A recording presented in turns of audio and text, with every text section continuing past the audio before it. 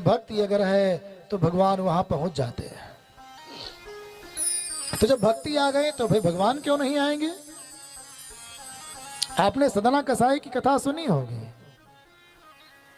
ऐसे तराजू पर एक काला काला बांट रखता था और एक तरफ मांस एक तरफ बांट रखता।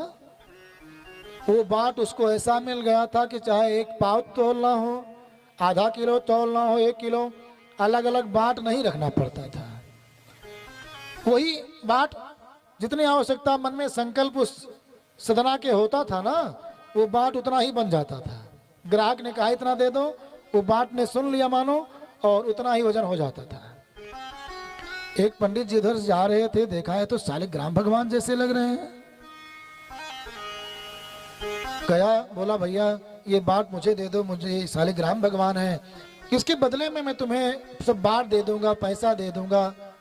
सदना भगवान का बड़ा भक्त था, हरदम जब चलता रहता था।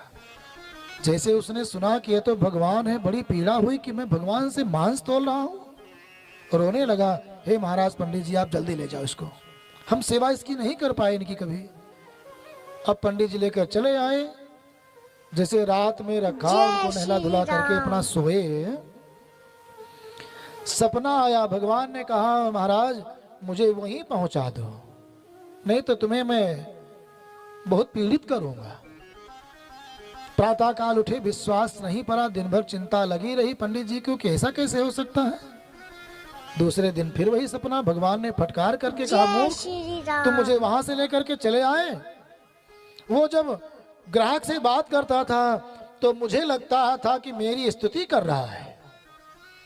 जब मन ही मन मेरा जप तप करता था, उसको सुन करके मुझे बड़ी शांति प्राप्त होती थी।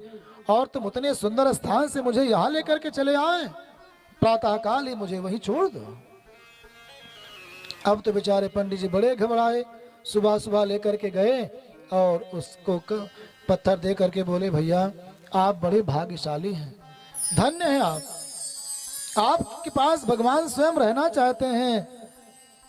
सदना को जब ये पता लगा कि मुझे प्रभु इतना प्रेम करते हैं, तब से वो उनकी सेवा में लग करके और ये नीच काम करना छोड़ दिया और जब तक भजन कीर्तन में उनके सिमरन में लगा रहा।